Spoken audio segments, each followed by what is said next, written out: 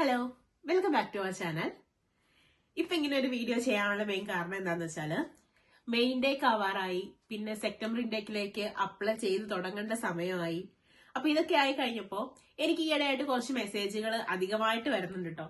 നാട്ടിൽ നിന്ന് ഇനി ഇങ്ങോട്ട് വരാനിരിക്കുന്ന സ്റ്റുഡൻസിന്റെ ഭാഗത്തുനിന്ന് അവരെനിക്ക് കുറച്ച് അയച്ചു തന്ന കുറച്ച് വീഡിയോസ്, സജസ്റ്റ് ചെയ്ത കുറച്ച് റീലുകളൊക്കെ കണ്ടിട്ടാണ് ഞാൻ ഇതിനെക്കുറിച്ച് ഡീറ്റെയിൽ ആയിട്ട് സംസാരിക്കാം എന്ന് തീരുമാനിച്ചത്. അപ്പോ ഇവിടെ ഭയങ്കര ശോകമാണ്, യു കെയിൽ പട്ടിണിയാണ്, ദാരിദ്ര്യമാണ്, ജോലി കിട്ടാനില്ല, വിസ കിട്ടാതെ നാട്ടിൽ പോകേണ്ടി വരും. ഇങ്ങനെ തുടങ്ങി കുറെ കാര്യങ്ങൾ ആ വീഡിയോകളിലൊക്കെ ഞാൻ കണ്ടു. പക്ഷെ എനിക്ക് ആ വീഡിയോ ഫുൾ ആയിട്ടിരുന്ന് കണ്ടു കഴിഞ്ഞപ്പോൾ എനിക്ക് മനസ്സിലായ കാര്യം, അതിനകത്ത് പറയുന്നതിൽ കുറെ കാര്യങ്ങളിൽ യാഥാർത്ഥ്യമുണ്ട്. കുറെ കാര്യങ്ങള് എന്തുകൊണ്ടാണ് അതങ്ങനെ സംഭവിച്ചേ, അതെന്താ അങ്ങനെ എന്ന് അങ്ങനെ ഇവിടെ ജീവിക്കുന്ന ഒരാളെന്നുള്ള രീതിയിൽ അങ്ങനെ കുറെ ക്വസ്റ്റ്യൻസ് എന്റെ മനസ്സിൽ വരികയും ചെയ്തു കേട്ടോ. അപ്പം ഇങ്ങനെ ഈ പേഴ്സണലി ഒരുപാട് പേര് മെസ്സേജ് അയക്കുമ്പോൾ എല്ലാവർക്കും കൂടെ റിപ്ലൈ തരുന്നതിന് പകരം ഇങ്ങനെ ഒരു വീഡിയോ ചെയ്യുവാണെങ്കിൽ ഓൾമോസ്റ്റ് എല്ലാവർക്കും നിങ്ങളുടെ സംശയങ്ങൾ അങ്ങനെ എന്താ പറയാ സോർട്ടായി പൊക്കോളും എന്ന് തോന്നിയതുകൊണ്ടാണ് ഇങ്ങനെ ഒരു വീഡിയോ. അപ്പൊ ഇത് കുറച്ചു പേർക്കെങ്കിലും യൂസ്ഫുൾ ആവും എന്നാണ് എന്റെ ഒരു വിശ്വാസം. അപ്പൊ വീഡിയോ ഫുൾ ആയിട്ട് കണ്ടു നോക്കുക. ഇപ്പൊ നമ്മളൊന്ന് ചിന്തിച്ചു നോക്കിക്കേ, നാട്ടിലിപ്പോ ഓൾമോസ്റ്റ് +2 ഡിഗ്രി ഒക്കെ പഠിച്ചിറങ്ങുന്ന എല്ലാവരുടെയും തന്നെ ഒരു ലക്ഷ്യം എന്ന് പറയുന്നത് എങ്ങനെയും പുറത്തേക്ക് പോവുക, പുറത്ത് പോയൊരു കോഴ്സ് ചെയ്യുക, അവിടെ ഒരു ജോലി കിട്ടുക, പുറത്ത് എവിടെയെങ്കിലും സെറ്റിൽ ആവുക എന്നുള്ളതാണ്. അപ്പൊ യു കെ എന്നല്ല, ഇപ്പൊ ജർമ്മനി ആയിക്കോട്ടെ, കാനഡ ആയിക്കോട്ടെ, ഏത് രാജ്യത്തേക്ക് പോയാലും നല്ല പോലെ കഷ്ടപ്പാടുണ്ട്. ഒരു കംഫർട്ട് സോണിൽ അവിടെ പോയി ജീവിക്കാം എന്നൊരു കണക്കുകൂട്ടലിൽ ഒരിക്കലും നമ്മൾ ഒരു രാജ്യത്തേക്കും പോകാൻ പാടില്ല. ഇപ്പൊ യു കെ വന്നതുകൊണ്ട് അവര് യു കെയിലാണ് അതുകൊണ്ട് രക്ഷപ്പെട്ടു, ആ ഒരു കൺസെപ്റ്റ് അതേ കംപ്ലീറ്റ്ലി തെറ്റാണ് കേട്ടോ. കാരണം ഇവിടെ വന്നതുകൊണ്ട് മാത്രം നമ്മൾ രക്ഷപ്പെടണം എന്നൊന്നുമില്ല. അതിനെ ഇവിടെ നമ്മൾ രക്ഷപ്പെടുകയോ ഇല്ലയോ എന്ന് ഡിപ്പെൻഡ് ചെയ്യുന്നത് നമ്മൾ എടുത്തുകൊണ്ട് വരുന്ന കോഴ്സ്, നമുക്ക് ഇവിടെ വരുമ്പോൾ കിട്ടുന്ന ജോലി, ഇവിടെ നമുക്ക് കിട്ടുന്ന കോണ്ടാക്റ്റുകള്, നമ്മൾ പഠിക്കാൻ സെലക്ട് ചെയ്ത യൂണിവേഴ്സിറ്റി, ഇതിനെല്ലാം ഇങ്ങനെ പല ഫാക്ടേഴ്സിനെ ഡിപ്പെൻഡ് ചെയ്തിരിക്കും നമുക്ക് ഒരു ബെറ്റർ കരിയർ ഉണ്ടാവുമോ, നമുക്കൊരു നല്ല ജോലി കിട്ടുമോ, വിസ കിട്ടുമോ, അങ്ങനെയുള്ള കാര്യങ്ങളെല്ലാം. അപ്പോ നമ്മൾ ഫസ്റ്റ് ചെയ്യേണ്ട കാര്യം ഇങ്ങോട്ടേക്ക് വരാൻ, യു കെ എന്നല്ല ഏത് രാജ്യത്തേക്ക് നമ്മൾ പോകുന്നതിന് മുന്നേ നമ്മുടെ ഭാഗത്തുനിന്ന് നമ്മൾ പ്രോപ്പർ ആയിട്ടുള്ള ഒരു സ്റ്റഡി നടത്തണം. ഏതൊക്കെയാണ് അവിടുത്തെ ടോപ്പ് യൂണിവേഴ്സിറ്റീസ്, ഏതൊക്കെ യൂണിവേഴ്സിറ്റീസ് ആണ് അണ്ടർ റേറ്റഡ് ആയിട്ടുള്ള യൂണിവേഴ്സിറ്റീസ്, ഏതെല്ലാം കോഴ്സുകൾ പഠിച്ചാലാണ് ആ പർട്ടിക്കുലർ കൺട്രിയിലെ ജോബ് മാർക്കറ്റിൽ ഇനിയുള്ള കാലത്ത് ഒരു ഫ്യൂച്ചർ ഉണ്ടാവുക എന്നുള്ള രീതിയിൽ നമ്മൾ പ്രോപ്പർ ആയിട്ടൊരു സ്റ്റഡി നടത്തിയതിനു ശേഷം മാത്രമാണ് ഏത് രാജ്യത്തേക്കാണെങ്കിലും നിങ്ങൾ പോകാൻ പാടുള്ളൂ. അല്ലാതെ ഒരു ട്രെൻഡിന്റെ പുറകെ എല്ലാവരും പോകുന്നു അതുകൊണ്ട് ഞാനും പോകാം, ആ ഒരു മെന്റാലിറ്റിയിൽ നിങ്ങൾ ഒരു രാജ്യത്തേക്കും പോവാൻ ഇനിയുള്ള ഒരു കാലത്തേക്ക് നിങ്ങൾ നിൽക്കരുത്. ഇപ്പൊ ഒരു 2021, 2022 ഞാനൊക്കെ അങ്ങനെ ഒരു ട്രെൻഡിനൊപ്പം വന്ന ആളാണ്. പക്ഷെ ഞാൻ എന്റെ ഭാഗത്ത് എടുത്തൊരു എഫേർട്ട്, ഞാൻ വരുന്നതിന് മുന്നേ, ഒരു കോഴ്സ് സെലക്ട് ചെയ്യുന്നതിന് മുന്നേ, അല്ലെങ്കിൽ ഒരു കൺട്രി സെലക്ട് ചെയ്യുന്നതിന് മുന്നേ എന്താണ് ആ രാജ്യത്ത് ഇനിയുള്ള, എന്തൊക്കെയാണ് അവിടുത്തെ ഷോർട്ടേജ് ഒക്യുപ്പേഷൻ ലിസ്റ്റിലുള്ള ജോബുകൾ, അതിൽ എന്റെ ജോബ് ഉണ്ടോ, അല്ലെങ്കിൽ പോയാൽ എങ്ങനെ നമുക്ക് മുന്നോട്ട് പോകാൻ പറ്റും എന്നൊരു പ്ലാൻ എന്റെ മനസ്സിലുണ്ടായിരുന്നു. ഞാൻ എടുത്തു വന്ന കോഴ്സ് IBM ആണ്. IBM എടുത്ത് വരുമ്പോൾ എനിക്ക് നല്ല ഉറപ്പുണ്ടായിരുന്നു ഈ ഒരു കോഴ്സ് പഠിച്ചത് കൊണ്ട് മാത്രം ഞാനിവിടെ ഒരു കാരണവശാലും രക്ഷപ്പെടാൻ പോകുന്നില്ല എന്നുള്ളത്.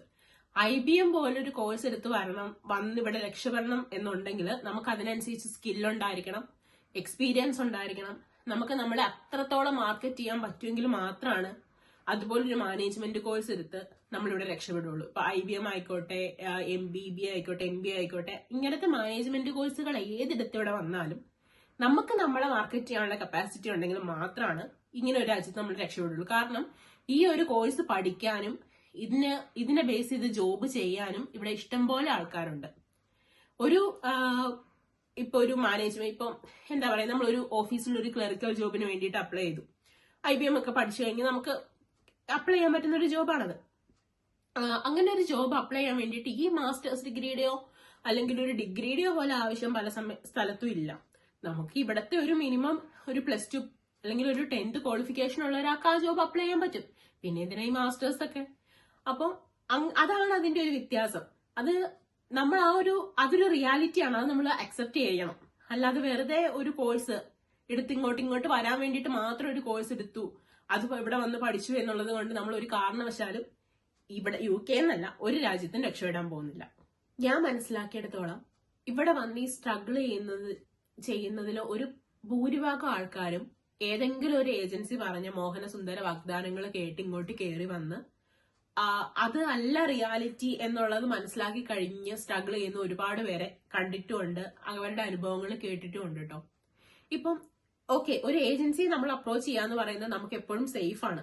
പ്രത്യേകിച്ച് സ്റ്റുഡന്റ് വിസയിലൊക്കെ വരുമ്പോൾ നമുക്ക് ആ ഒരു സർവീസ് അവരുടെ ഭാഗത്ത് നിന്ന് ഒരു പരിധി വരെ ഫ്രീ ആണ്. എല്ലാവരും തന്നെ ഫ്രീ ആയിട്ടാണ് ആ സർവീസ് കൊടുക്കുക. അവരുടെ കമ്മീഷൻ എന്ന് പറയുന്നത് എപ്പോഴും യൂണിവേഴ്സിറ്റിയിൽ നിന്ന് കൊടുക്കുന്ന ഒരു കാര്യമാണ്. അപ്പം നമുക്കൊരു ഒരു ബലമാണ് ഒരു ഏജൻസി അപ്രോച്ച് ചെയ്യാന്ന് പറയുന്നത്.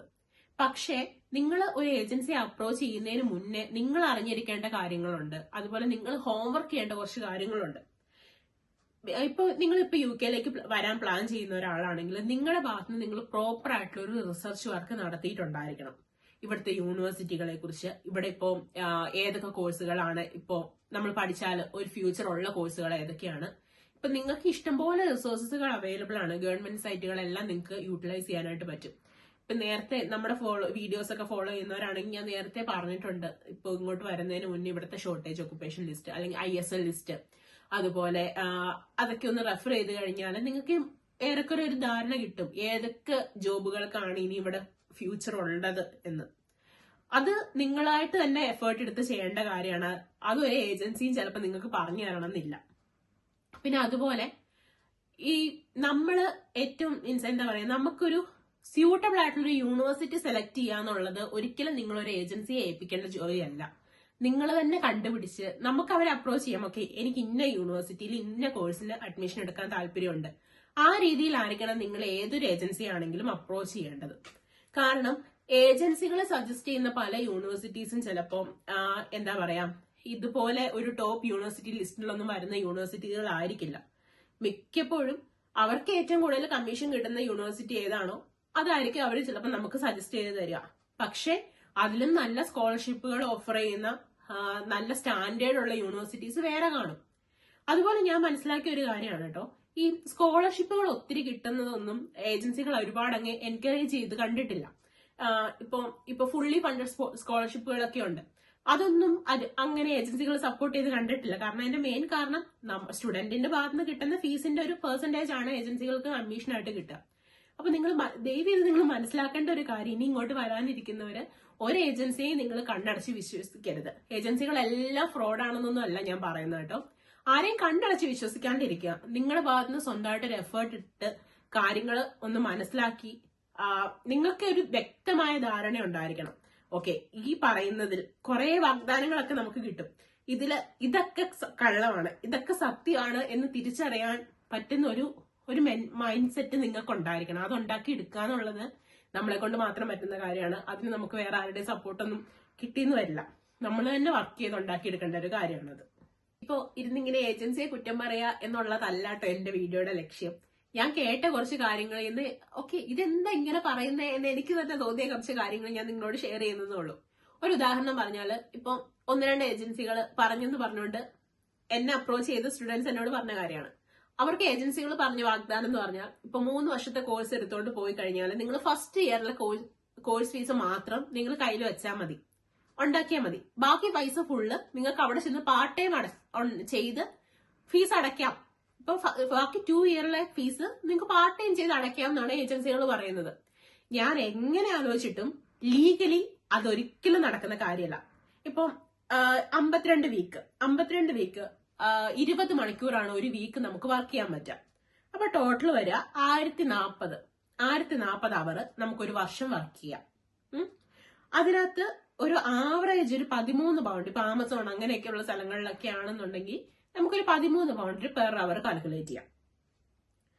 എന്നാലും 13,520 പൗണ്ടാണ് നിങ്ങൾക്ക് ഒരു വർഷം ലീഗലി നിങ്ങൾ വർക്ക് ചെയ്ത് ഉണ്ടാക്കാൻ പറ്റുന്നത്. ഇനി ഈ വെക്കേഷൻ ടൈമിൽ മാത്രം നിങ്ങൾക്ക് എക്സ്ട്രാ വർക്ക് ചെയ്യാൻ പറ്റുമായിരിക്കും. അത് നമുക്ക് ഷുവർ അല്ല. നിങ്ങൾക്ക് ആ സമയത്ത് ഫുൾ ടൈം കിട്ടിയാൽ കിട്ടി എന്നുപോലെ ഇരിക്കും. ഇവിടെ പാർട്ട് ടൈം കിട്ടാൻ തന്നെ ആൾക്കാർ ബുദ്ധിമുട്ടുന്ന ഒരു സിറ്റുവേഷനാണ് ഇപ്പോൾ ഉള്ളത്. അപ്പൊ എങ്ങനെ ചിലപ്പോൾ കിട്ടിയാൽ ഓക്കെ, അത് നിങ്ങളുടെ ബോണസ്, അങ്ങനെ നമുക്ക് ചിന്തിക്കാം. അപ്പൊ 13,520 പൗണ്ടാണ് നിങ്ങൾക്ക് ഒരു വർഷം ഉണ്ടാക്കാൻ പറ്റുന്നത്. ഇത്രയാണ് ഒരു വർഷത്തെ ഒരു യൂണിവേഴ്സിറ്റിയുടെ ഏറ്റവും കുറഞ്ഞ ഫീസ് എന്ന് പറയുന്നത്. ഈ 13,520 പൗണ്ടാണ്. അപ്പൊ നിങ്ങൾക്ക് റെന്റ് അടയ്ക്കണ്ടേ, ഫുഡ് കഴിക്കണ്ടേ, അതുപോലെ ട്രാവലിംഗ് എക്സ്പെൻസസ്, നിങ്ങളുടെ അത് അല്ലാതെ വരുന്ന മിസ്ലേനിയസ് എക്സ്പെൻസസ്, ഇതെല്ലാം വരില്ലേ? ഇതെല്ലാം കാൽക്കുലേറ്റ് ചെയ്ത് കഴിയുമ്പോൾ എങ്ങനെ പോയാലും ഒരു 6,000 പൗണ്ട് 7,000 പൗണ്ട് നിങ്ങൾക്ക് ഇതിനകത്ത് എക്സ്പെൻസ് വരും. എന്നിട്ട് മിച്ചം നിങ്ങൾക്ക് കിട്ടുന്നത് ഒരു 6,520 പൗണ്ടാണ് ഒരു വർഷം നിങ്ങൾക്ക് മിച്ചം പിടിക്കാൻ പറ്റുക. പ്രോപ്പറായിട്ട് പാർട്ട് ടൈം ഒക്കെ കിട്ടിയാലത്തെ കാര്യമാണ് കേട്ടോ ഞാൻ പറയുന്നത്. ഈ 6,520 പൗണ്ട് അല്ലല്ലോ ഒരു വർഷത്തെ കോഴ്സ് ഫീ എന്ന് പറയുന്നത്. അപ്പം അത് അങ്ങനത്തെ അൺറിയലിസ്റ്റിക് ആയിട്ടുള്ള കാര്യങ്ങൾ വിശ്വസിച്ചുകൊണ്ട് നിങ്ങൾ ഒരിക്കലും ഇങ്ങോട്ടേക്ക് വരരുത്. റിയാലിറ്റി എന്താന്നുള്ളതിനെ കുറിച്ച് വ്യക്തമായ ധാരണ ഉണ്ടാവണം. ഞാൻ പറയുകയാണെങ്കിൽ നിങ്ങൾക്ക് അത്യാവശ്യം ഫിനാൻഷ്യൽ സപ്പോർട്ടൊക്കെ ഉണ്ട്, അല്ലെങ്കിൽ ലോൺ എടുത്തോണ്ടൊക്കെ വന്നാലും ഇൻ കേസ് നിങ്ങൾക്ക് ഇവിടെ പാർട്ട് ടൈം ഒന്നും കിട്ടിയില്ല, ഒന്ന് സ്ട്രഗിൾ ചെയ്യേണ്ട വന്നാലും നിങ്ങൾക്ക് വലിയ തട്ടുകേടുകളൊന്നും പറ്റില്ല, അങ്ങനെയൊക്കെ ഒരു സാഹചര്യമാണെങ്കിൽ നിങ്ങൾക്ക് ധൈര്യമായിട്ട് കയറി വരാം. ചിലപ്പോൾ നമുക്ക് ഈ ഒരു സമയത്ത് ഫുള്ളൊന്നും എന്താ പറയാ പഠിച്ചുകൊണ്ടിരിക്കുന്ന സമയത്ത് പാർട്ട് ടൈം ചെയ്ത് ഫുള്ളായിട്ട് അടയ്ക്കാനൊന്നും പറ്റിയില്ലെങ്കിലും പിന്നെ ഫ്യൂച്ചറിൽ നമ്മൾ PSWയിലൊക്കെ നിൽക്കുന്ന സമയത്ത് നമുക്ക് ലോണൊക്കെ തിരിച്ചടയ്ക്കാനായിട്ട് പറ്റില്ല എന്ന് ഞാൻ ഒരിക്കലും പറയില്ല. PSWന്റെ ടൈമും കൂടെയൊക്കെ നമ്മൾ പ്രോപ്പറായിട്ട് മാനേജ് ചെയ്ത് നമുക്ക് ജോബൊക്കെ കിട്ടുവാണെങ്കിൽ നമുക്ക് ഈസി ആയിട്ട് ഇതൊക്കെ തിരിച്ചടയ്ക്കാൻ പറ്റും. അല്ലാതെ ഇങ്ങനെ ഏജൻസികൾ പറയുന്ന പോലെ 1 ഇയറിലെ പൈസ മാത്രം കയ്യിൽ വെച്ച് അടുത്ത 2 വർഷത്തെ ഫീസ് ഫുൾ ഇവിടെ വന്ന് പാർട്ട് ടൈം ചെയ്ത് അടയ്ക്കാം എന്നൊക്കെ പറഞ്ഞുകൊണ്ട് നിങ്ങൾ ഒരിക്കലും കയറി വരരുത്. ലീഗലി അത് നടക്കില്ല. ഇവിടെ അത് നടക്കുന്നുണ്ടോ എന്ന് ചോദിച്ചാൽ ഉണ്ട്, പക്ഷെ അവിടെ അപ്പോൾ ഇല്ലീഗൽ ആയിട്ടുള്ള കാര്യങ്ങൾ വരും, ക്യാഷ് ഇൻ ഹാൻഡ് ജോലി ചെയ്യേണ്ട വരും, പണി നിങ്ങൾ എടുക്കേണ്ട വരും. അതൊക്കെ എത്രത്തോളം പ്രാക്ടിക്കൽ ആണെന്നൊന്നും എനിക്ക് അറിയത്തില്ല കേട്ടോ ഇപ്പോഴത്തെ ഒരു കണ്ടീഷനിൽ. കാരണം പണ്ടൊക്കെ ആണെങ്കിൽ നമ്മൾ യൂണിവേഴ്സിറ്റിയിൽ നമ്മൾ നേരിട്ട് ചെല്ലണം എന്നൊന്നും ഇല്ലായിരുന്നു. എനിക്കൊക്കെ ഒരു സബ്ജക്റ്റിന് 2 അവർ ഉണ്ടെങ്കിൽ അതിൽ ഒരെണ്ണം ഓൺലൈൻ ആയിരുന്നു, ഒരെണ്ണം ഓഫ്ലൈൻ ആയിരുന്നു. ഓഫ്ലൈൻ പോയി അറ്റൻഡ് ചെയ്താൽ മതിയായിരുന്നു. പക്ഷെ ഇപ്പൊ അതല്ല അവസ്ഥ. യൂണിവേഴ്സിറ്റികളിൽ നമ്മൾ റെഗുലർ ആയിട്ട് പോകേണ്ട വരും. അസൈൻമെന്റ്സ് ഒക്കെ അത്യാവശ്യം പാടാണ് ചെയ്യാൻ. എന്ന് പറഞ്ഞാൽ പണ്ടത്തെ പോലെ ഫുൾ AI ഒക്കെ ഉപയോഗിച്ചൊക്കെ ചെയ്യാന്നൊന്നും പറയുന്നത് ഇപ്പൊ നടക്കില്ല. നിങ്ങൾ പുറത്തു കൊടുത്ത ഏജൻസികളെ കൊണ്ട് ചെയ്യിക്കേണ്ട സിറ്റുവേഷൻ വരുമ്പോൾ അവിടെ നമ്മൾ ഒരു അസൈൻമെന്റിന് ചിലപ്പോൾ 100 പൗണ്ട് 200 പൗണ്ട് ഒക്കെ ചാർജ് ചെയ്തെന്നിരിക്കും. അങ്ങനെയൊക്കെയുണ്ട്. അപ്പോൾ ഈ ഒരു റിയാലിറ്റി നിങ്ങൾ മനസ്സിലാക്കിക്കൊള്ളുക. നമുക്ക് ഒരു കാരണവശാലും ഇവിടെ വന്ന് ലീഗലി വർക്ക് ചെയ്ത് കോഴ്സ് ഫീ ഫുള്ളൊന്നും അടയ്ക്കല് അത്ര പ്രാക്ടിക്കൽ ആയിട്ടുള്ള കാര്യമല്ല. അതിനകത്ത് ചിലപ്പോൾ ക്യാഷ് ഇൻ ഹാൻഡും കാര്യങ്ങളൊക്കെ ചെയ്യേണ്ട വരും. അങ്ങനെ ചെയ്തു വരുമ്പോൾ വരുന്നതാണ് അടുത്ത പ്രശ്നം. ഇതുപോലെ വിസ കിട്ടാതെ നാട്ടിൽ പോകേണ്ടി വരിക എന്നൊരു പറയുന്ന ഒരു സാഹചര്യം ചിലപ്പോൾ ഉണ്ടായേക്കാം. കാരണം നമുക്ക് പറഞ്ഞേക്കുന്ന ആ ഒരു ടൈം ലിമിറ്റ് കൂടുതൽ സ്റ്റുഡന്റ് ആയിട്ട് ഇരിക്കുമ്പോൾ വർക്ക് ചെയ്താൽ നിങ്ങളുടെ PSW അപ്ലൈ ചെയ്യുന്ന സമയത്ത് റിജക്ഷൻ വരാൻ സാധ്യതയുണ്ട്. അങ്ങനെ വന്നു കഴിയുമ്പോൾ പിന്നെ നിങ്ങൾ സോളിസിറ്റേഴ്സിനെ കാണാനും അതിനുള്ള സൊല്യൂഷൻ ഉണ്ടാക്കാനും ഒക്കെ പോകേണ്ട വരും. ഞാൻ ഇതുവരെ എന്റെ അക്കാഡമിക് ടൈമിൽ ഞാൻ പാർട്ട് ടൈം 20 മണിക്കൂറാണ് ഒരു വീക്ക് പറഞ്ഞിരുന്നത്. ആ 20 മണിക്കൂർ മാത്രമേ ചെയ്തിട്ടുണ്ടായിരുന്നുള്ളൂ. ക്യാഷ് ഇൻ ഹാൻഡ് ഒന്നും ചെയ്തിട്ടുണ്ടായിരുന്നില്ല. അതുകൊണ്ട് എനിക്ക് അതിന്റെ ഡിഫിക്കൽട്ടീസ്, അതിന്റെ പ്രശ്നങ്ങൾ അതൊന്നും എനിക്ക് അറിയത്തില്ല. പിന്നെ എനിക്ക് കിട്ടിയ ഒരു അഡ്വാൻറ്റേജ് എന്ന് പറഞ്ഞാൽ ഞാൻ വന്ന ടൈമിൽ എന്റെ എനിക്ക് ഹസ്ബൻഡിന്റെ കൂടെ കൊണ്ടുവരാൻ പറ്റുമായിരുന്നു. ഇപ്പൊ ഡിപ്പെൻഡന്റിനെ കൂടെ കൊണ്ടുവരാൻ പറ്റുന്ന ഒരു ടൈമായിരുന്നു അത്. അതുകൊണ്ട് എനിക്ക് ഇത്രയും സ്ട്രഗിൾ ചെയ്യേണ്ട വന്നിട്ടില്ല. അങ്ങനെ ഒരു ബാക്കപ്പ് എനിക്കുണ്ടായിരുന്നു. കാരണം ഒരാളവിടെ ഫുൾ ടൈം വർക്ക് ചെയ്യുന്നുണ്ട്, ഞാൻ പാർട്ട് ടൈം ചെയ്യുന്നുണ്ട്. അങ്ങനെയുള്ളത് കൊണ്ട് എനിക്ക് ഫീസും കാര്യങ്ങളൊക്കെ അടച്ചു പോകാനായിട്ട് അധികം ബുദ്ധിമുട്ടും ഞാൻ സ്ട്രഗിൾ ഒന്നും എടുത്തിട്ടില്ല. അങ്ങനെ എനിക്കൊരു സപ്പോർട്ട് ഉണ്ടായിരുന്നത് കൊണ്ട്. പക്ഷെ ഇപ്പൊ അതല്ല അവസ്ഥ. നമുക്ക് ഡിപ്പെൻഡന്റിൽ നിന്നും കൂടെ കൊണ്ടുവരാനായിട്ട് പറ്റത്തില്ല. അപ്പൊ ഇതെല്ലാം ഈ വരുന്ന സ്റ്റുഡന്റിന്റെ മേലായിരിക്കും ഈ സ്ട്രഗിൾ ഫുള്ള് വരിക. ആ സ്ട്രഗിൾ ഫുൾ എടുക്കാനുള്ള ഒരു മെന്റൽ കപ്പാസിറ്റിയും കൂടെ നമുക്ക് ഉണ്ടായിരിക്കണം. അതുപോലെ തന്നെ നിങ്ങൾ മനസ്സിലാക്കിയിരിക്കേണ്ട ഒരു കാര്യം, നമ്മൾ വേറെ ഒരു രാജ്യത്ത് വരുമ്പോൾ, എക്സ്പെഷ്യലി നമ്മൾ ആ രാജ്യത്തെ സിറ്റിസൺ അല്ല, നമ്മൾ ഒരു ഔട്ട്സൈഡർ ആണ് ആ രാജ്യത്ത്. ആ രാജ്യത്തെ നിയമങ്ങൾ എന്താണെന്ന് മനസ്സിലാക്കി ആ നിയമങ്ങൾ പ്രോപ്പറായിട്ട് പാലിക്കുക എന്നുള്ളൊരു ഉത്തരവാദിത്വം കൂടെ നമുക്കുണ്ട്. അത് ചെയ്തില്ലെങ്കിൽ അതിനുള്ള ആഫ്റ്റർ എഫക്റ്റ് നമ്മൾ ഉറപ്പായിട്ടും ഫേസ് ചെയ്യേണ്ടതായിട്ട് വരും. ഒരു എക്സാമ്പിൾ പറയുകയാണെങ്കിൽ, നമ്മളിപ്പോൾ സ്റ്റുഡന്റ് ആയിട്ട് വരുമ്പോൾ ഈ 20 മണിക്കൂർ കൂടുതൽ വർക്ക് ചെയ്ത് കഴിഞ്ഞാൽ അതിന്റെ പേര് നമ്മളെ പിടിച്ചു കഴിഞ്ഞാൽ ചിലപ്പോൾ ഡിപ്പോർട്ട് ചെയ്യാം, ബാൻ വരാം. അതുപോലെ PSW അപ്ലൈ ചെയ്യുന്ന സമയത്ത് റിജക്ഷൻസ് ഉണ്ടാവാം. ഇങ്ങനെ ഉള്ള കോംപ്ലിക്കേഷൻസ് നമ്മൾ ഉറപ്പായിട്ടും ഫേസ് ചെയ്യേണ്ടി വരും. അപ്പൊ മസ്റ്റ് ആയിട്ടും ഇപ്പൊ UK-ലേക്കെന്നല്ല, ഏത് രാജ്യത്തേക്ക് നിങ്ങൾ പോകാൻ റെഡി ആയിട്ട് ഇരിക്കുവാണെങ്കിലും ആ രാജ്യത്തെ നിയമങ്ങൾ എന്താണെന്ന് ഒരു വ്യക്തമായ ഐഡിയ നിങ്ങൾക്ക് ഉണ്ടായിരിക്കണം. അത് പ്രോപ്പറായിട്ട് പാലിക്കുകയും വേണം. നമ്മുടെ ഭാഗത്ത് നമ്മളത് പ്രോപ്പറായിട്ട് പാലിക്കാതെ ഇവിടെ അങ്ങനെയാണ് ഇവിടെ ഇങ്ങനെയാണെന്ന് പറയുന്നതിൽ യാതൊരു കഥയില്ല. അത് പ്രോപ്പറായിട്ട് ഫോളോ ചെയ്യാന്നുള്ളത് നമ്മുടെ ഉത്തരവാദിത്തമാണ്. അത് ചെയ്യണം. കാരണം നമ്മൾ ഇവിടുത്തെ സിറ്റിസൺ ആണെങ്കിൽ അതിന്റെ ഒരു ബെനിഫിറ്റ് നമുക്ക് കിട്ടും. പക്ഷെ നമ്മൾ ഇവിടുത്തെ സിറ്റിസൺ അല്ല, നമ്മൾ ഇവിടുത്തെ ഒരു ഔട്ട്സൈഡർ ആണ്. അതെപ്പോഴും നിങ്ങൾ മനസ്സിൽ വെച്ചേക്കുക. പിന്നെ അതുപോലെ ഒരു കാര്യമാണ്, ഇവിടുത്തെ ഒരു സിസ്റ്റം അല്ലെങ്കിൽ ഇവിടുത്തെ ഒരു കൾച്ചർ എങ്ങനെയാണ് എന്നുള്ളതിനെ കുറിച്ച് നിങ്ങൾക്കൊരു വ്യക്തമായിട്ടുള്ള ഐഡിയ ഉണ്ടായിരിക്കണം. ഇപ്പൊ എല്ലാരും പറയാറുണ്ട്, ഇപ്പം അത് സത്യം, ഒരു പരിധി വരെ സത്യമാണ്. നമ്മുടെ നാട്ടിൽ കമ്പയർ ചെയ്യുമ്പോഴാണ് നമുക്കത് ഇത്രയും പ്രശ്നമാവുന്നത്, ഈ ഹോസ്പിറ്റൽ സിസ്റ്റംസ്. നമുക്കിപ്പോ ഒരു ഡോക്ടറെ കാണണമെങ്കിൽ, ഇപ്പോ എനിക്കിപ്പോ ഒരു ഗ്യാസ്ട്രോയെ കാണണം, നമുക്കൊരു ഹോസ്പിറ്റൽ അപ്പോയിന്റ്മെന്റ് എടുക്കാം, എനിക്ക് ഗ്യാസ്ട്രോയെ കാണണം എന്ന് പറയാം, പോവാം, കാണാം. പക്ഷെ ഇവിടെ അത് നടക്കത്തില്ല. നമ്മൾ ഫസ്റ്റ് GP കാണേണ്ടി വരും. നമ്മൾക്ക് ഗ്യാസ്ട്രോയെ കാണേണ്ട ആവശ്യമുണ്ടെന്ന് ജിപിയിലിരിക്കുന്ന ഡോക്ടർക്ക് തോന്നിയാലാണ് നമ്മളെ ഗ്യാസ്ട്രോയിലേക്ക് സജസ്റ്റ് ചെയ്യുള്ളൂ, റെഫർ ചെയ്യുള്ളൂ. ആ ഒരു വ്യത്യാസം ഇവിടെ ഉണ്ട്. പിന്നെ അതുപോലെ നമുക്ക് ജലദോഷം വന്നു, പനി വന്നു, അതിനൊന്നും പെട്ടെന്ന് ഒരു അപ്പോയിന്റ്മെന്റ്, എനിക്കിപ്പോ ഒരു പനി കഴിഞ്ഞിട്ടിരിക്കുകയാണ്, എന്റെ സൗണ്ട് കേട്ടാൽ നിങ്ങൾക്ക് കുറച്ചെങ്കിലും മനസ്സിലാവുമല്ലോ. അതിനൊന്നും പെട്ടെന്നൊരു അപ്പോയിന്റ്മെന്റ് കിട്ടണമെന്നില്ല. നിങ്ങളത് ഒരു പാരസിറ്റാമോളോ ഡോളോ ഒക്കെ കഴിച്ച് അഡ്ജസ്റ്റ് ചെയ്യാൻ തന്നെ ഇവിടെയുള്ള സിസ്റ്റം പറയുള്ളൂ. അതാണ് ഇവിടുത്തെ കൾച്ചർ, അതാണ് ഇവിടുത്തെ ആൾക്കാരുടെ രീതി. ഇപ്പം ഒരു ഹോസ്പിറ്റലിൽ ഒരു അഡ്മിനിസ്ട്രേറ്റീവ് സ്റ്റാഫായിട്ട് വർക്ക് ചെയ്യുന്നതിന്റെ ഒരു എക്സ്പീരിയൻസിൽ ഞാൻ പറയാണ്, ഞാൻ വർക്ക് ചെയ്യുന്നത് ഗൈനക്കോളജിയിലാണ്, ഗൈനക്കോളജി ഡിപ്പാർട്ട്മെന്റിലാണ്. നമ്മുടെ നാട്ടിലൊക്കെ എങ്ങനെയാ, നമ്മള് പ്രഗ്നന്റ് ആയി ആ ഫസ്റ്റ് മന്ത് തൊട്ട് നമ്മൾ ഡോക്ടറിന്റെ അപ്പോയിന്റ്മെന്റ്, ഡോക്ടറിനെ കൺസൾട്ട് ചെയ്യാൻ നടക്കുന്നു, നമ്മളത് ചെയ്യും. പക്ഷെ ഇവിടെ ഒരു ഡോക്ടറിന്റെ അപ്പോയിന്റ്മെന്റ് ഉണ്ട്, നിങ്ങൾ ഒരു ഡോക്ടറിന്റെ അപ്പോയിന്റ്മെന്റ് ബുക്ക് ചെയ്തിട്ടുണ്ടെന്ന് ഇവിടുത്തെ ഒരു പേഷ്യന്റിനെ നമ്മൾ വിളിച്ച് അപ്രോച്ച് ചെയ്യുമ്പോൾ, എനിക്ക് പലതവണ ഞാനത് എക്സ്പീരിയൻസ് ചെയ്തിട്ടുള്ളതുകൊണ്ടാട്ടോ പറയുന്നത്, ഞാൻ വെറുതെ പറയുന്നതല്ല. എനിക്കത് അയ്യോ ഇതെന്താ ഇങ്ങനെ എന്ന് ഞാൻ ബിഗിനിങ് സ്റ്റേജിലൊക്കെ ചിന്തിച്ചിട്ടുണ്ട്. നമ്മളൊരു പേഷ്യന്റിനെ വിളിച്ച് അപ്രോച്ച് ചെയ്യുന്ന സമയത്ത്, അയ്യോ അത് എന്തിനാ എനിക്ക് അപ്പോയിന്റ്മെന്റ് ബുക്ക് ചെയ്തേക്കുന്നത്, എന്തിനാണ് ഞാൻ കൺസൾട്ടന്റിനെ കണ്ട ആവശ്യം, എനിക്ക് അതിന്റെ പ്രശ്നം എന്താണ്. അപ്പൊ ഒരു സീരിയസ് ആയിട്ടുള്ള ഇഷ്യൂ ഉണ്ടെങ്കിൽ മാത്രമാണ് ഒരു കൺസൾട്ടന്റിനെ കാണേണ്ട ആവശ്യമുള്ളൂ എന്ന ഒരു മൈൻഡ് സെറ്റ് ഉള്ള ആൾക്കാരാണ് ഇവിടെ ഉള്ളത്. ഈ ഒരു കൾച്ചറൽ ഡിഫറൻസ് നമ്മൾ എപ്പോഴും മനസ്സിലാക്കണം. നമ്മുടെ നാട്ടിലെ ഹെൽത്ത് കെയർ സിസ്റ്റത്തിന്റെ നമ്മൾ ഫോളോ ചെയ്തുകൊണ്ട് വന്ന ഒരു കൾച്ചറും അല്ല ഇവിടെ ഉള്ളത്. അതെപ്പോഴും മനസ്സിലാക്കണം നമ്മൾ.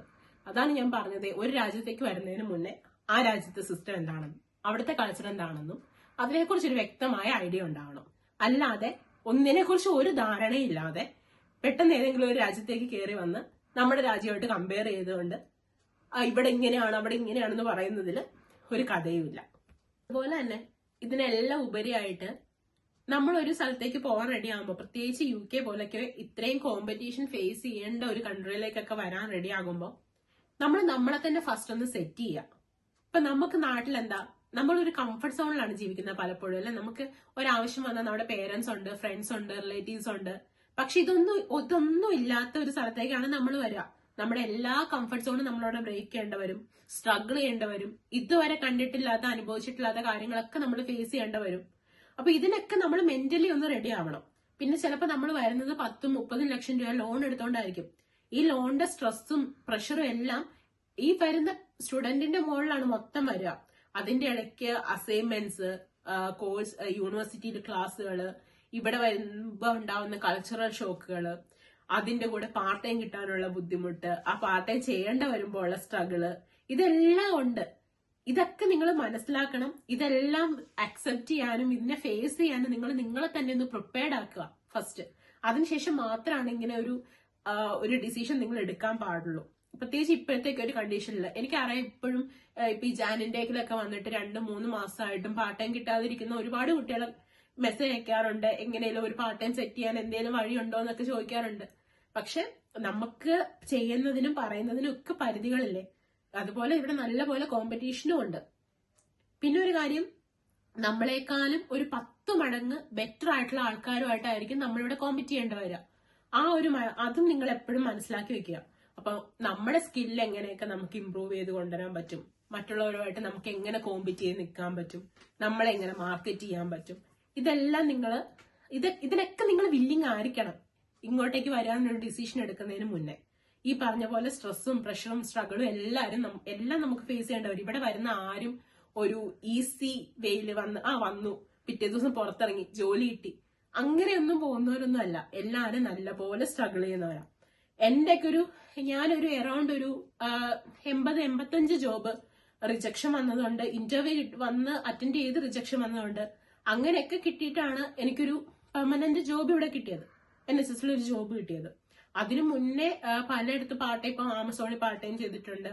ഞാനിവിടെ വന്ന് ഫസ്റ്റ് പോയ ഒരു പാർട്ട് ടൈം അതൊരു ഇങ്ങനെ ഈ ഫുഡ് സാൻഡ്വിച്ച് ഒക്കെ ഉണ്ടാക്കുന്ന ഒരു കമ്പനിയായിരുന്നു. ഞാൻ ആ ഫസ്റ്റത്തെ ആ ഒരു ഡേ ഞാൻ കരഞ്ഞു പോയിട്ടുണ്ട് ശരിക്കും. നമ്മൾ ആ ഒരു ഷിഫ്റ്റ് കഴിഞ്ഞിട്ട് നമുക്കിങ്ങനെ നേരെ നിൽക്കാൻ പറ്റാണ്ട് വരുന്നൊരു കണ്ടീഷൻ. ഞാൻ 3 ദിവസമാണ് അവിടെ പോയിട്ടുള്ളൂ.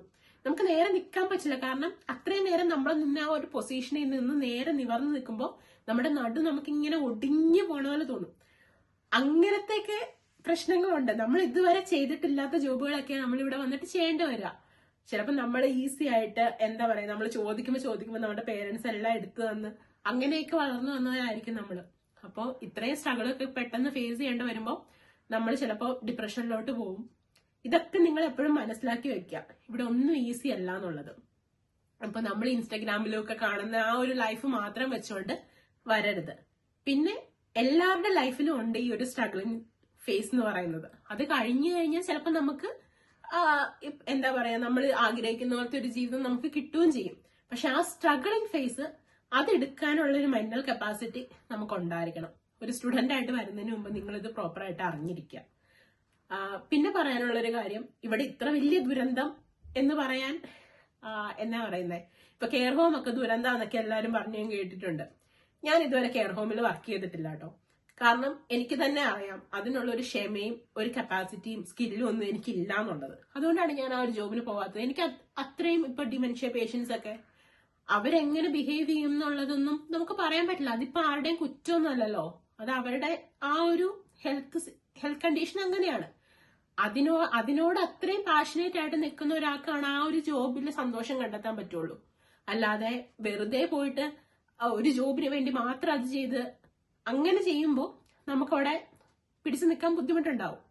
എനിക്കതിനുള്ള കഴിവില്ല എന്ന് എനിക്ക് സ്വന്തമായിട്ട് അറിയാവുന്നതാണ് ഞാൻ ഇതുവരെ കെയർ ഹോം എന്ന് പറയുന്ന ഒരു ജോബിലേക്ക് നോക്കാതിരുന്നത്.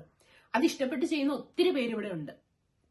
അതങ്ങനെ പരാതികളൊന്നും ഇല്ലാണ്ട് സന്തോഷത്തോടെ ചെയ്യുന്നവരും ഉണ്ട്. അപ്പൊ അതങ്ങനെ അത്ര വലിയ ശോകം എന്നൊന്നും നമുക്ക് പറയാൻ പറ്റില്ല കേട്ടോ. അത് ഇഷ്ടപ്പെട്ട് ചെയ്യുന്നവരും ഉണ്ട്. പിന്നെ അതുപോലെ തന്നെ കഷ്ടപ്പെടാണ്ടൊന്നും ഇവിടെ ഒരിക്കലും പിടിച്ചു നിൽക്കാൻ പറ്റില്ല. പണിയെടുക്കാനുള്ളൊരു മനസ്സില്ലെന്നുണ്ടെങ്കിൽ നമുക്കിവിടെ പിടിച്ചു നിൽക്കാൻ ഒരു കാരണവശാലും പറ്റില്ല. പണിയെടുക്കുന്നവരെ മതി ഇവിടെ. അതിനാണല്ലോ നമ്മളിങ്ങോട്ട് വരുന്നതല്ലേ. പണിയെടുത്താൽ രക്ഷപ്പെട്ട് പോകാനായിട്ട് പറ്റും. അത് നല്ലപോലെ കഷ്ടപ്പെടേണ്ടിയും വരും. പിന്നെ ഇപ്പോ ഇങ്ങനെ നമ്മൾ എന്താ പറയാ, നമ്മള് ഒരു 90 പേര് അല്ലെങ്കിൽ ഒരു 100 പേര് ഇവിടെ വരുന്നതില് ഒരു 10 പേരായിരിക്കും ചിലപ്പോൾ ഫെയിലായിട്ട് പോവുക. ആ 10 പേരുടെ കഥകളായിരിക്കും നമ്മൾ കേൾക്കുന്നുള്ളൂ. ബാക്കി 90 പേര് അവിടെ സക്സസ് ആയിട്ട് നിൽക്കുന്നുണ്ടാവും. അവരുടെ കഥകൾ അങ്ങനെ അധികം നമ്മൾ കേൾക്കുന്നില്ലാത്തതായിരിക്കും ചിലപ്പോൾ. എനിക്ക് അങ്ങനെയും തോന്നാറുണ്ട്. ഇങ്ങനെ ഈ നെഗറ്റീവുകൾ ഒത്തിരി കേട്ട് കഴിയുമ്പോഴേ ഇത് വേറെ ഏതെങ്കിലും യൂണിവേഴ്സിനെ കുറിച്ചാണോ ഇവർ സംസാരിക്കുന്നത്, അങ്ങനെയൊക്കെ തോന്നാറുണ്ട്. അപ്പൊ ചിലപ്പോ ഈ സക്സസ് സ്റ്റോറീസുകൾ പറയുന്നത് കുറവായതുകൊണ്ടായിരിക്കും. നമ്മൾ കഷ്ടപ്പെട്ട ഇവിടെ നമുക്ക് ഓപ്പർച്യൂണിറ്റീസ് ഉണ്ട്. പിന്നെ ഇനി വരാനുള്ള കുട്ടികളോട് പറയാനുള്ള കാര്യം, നിങ്ങൾ എടുത്തുകൊണ്ട് വരുന്ന കോഴ്സ് നല്ല കോഴ്സാണ്. ഇവിടുത്തെ ജോബ് മാർക്കറ്റിൽ സ്കോപ്പ് ഉള്ള കോഴ്സാണ്. നിങ്ങൾ ഇതൊക്കെ ഫേസ് ചെയ്യാൻ മീൻസ് ഒരു സ്ട്രഗ്ലിംഗ് ഫേസ് ഉറപ്പായിട്ട് നിങ്ങൾക്ക് ഉണ്ടാവും. ഒരു സ്ട്രഗ്ലിംഗ് സ്റ്റേജ് ഉണ്ടാവും. അതിനെ ഫേസ് ചെയ്യാനും അതിനെ ഓവർകം ചെയ്യാനുള്ള ഒരു മെന്റൽ കപ്പാസിറ്റി നിങ്ങൾക്കുണ്ട്. നിങ്ങൾക്ക് അതിനുള്ള സ്കില്ലുണ്ട്. നിങ്ങളെ മാർക്കറ്റ് ചെയ്യാൻ നിങ്ങൾക്ക് പറ്റും. നിങ്ങൾ കോൺഫിഡന്റ് ആണെങ്കിൽ ഇവിടെ നിങ്ങൾക്ക് പിടിച്ചു നിൽക്കാനും രക്ഷപ്പെടാനും ഉള്ള വഴികൾ ഇഷ്ടം പോലെ ഉണ്ടാവും. അതല്ല നമ്മൾ എന്താ പറയുന്നത്, എങ്ങനെയെങ്കിലുമൊക്കെ അങ്ങ് പോയാൽ മതി, എങ്ങനെയെങ്കിലും കുറച്ച് കാശുണ്ടാക്കണം, അങ്ങനെയൊക്കെ ഒരു മെന്റാലിറ്റിയിൽ നമ്മൾ ഇവിടുത്തെ നിയമവും ഒന്നും പ്രോപ്പറായിട്ട് പാലിക്കുകയൊന്നും ചെയ്യാണ്ട് അങ്ങനെ പോയി കഴിഞ്ഞാൽ നമ്മൾ അതിന്റെ ആഫ്റ്റർ എഫക്റ്റ് ഫേസ് ചെയ്യേണ്ടി വരും. അപ്പോൾ ഇതൊക്കെ നിങ്ങളൊന്ന് മനസ്സിൽ വെച്ചേക്കുക. ഇനി ഇങ്ങോട്ടേക്ക് വരാനിരിക്കുന്ന കുട്ടികൾ അപ്പൊ എന്നോട് ചോദിച്ച കുറെ ചോദ്യങ്ങൾക്കുള്ള ഉത്തരം കൊടുക്കാൻ പറ്റിയെന്നാണ് എന്റെ ഒരു വിശ്വാസം. അപ്പൊ അടുത്തൊരു വീഡിയോ ആയിട്ട് കാണുന്നത് വരെ ബൈ ബൈ.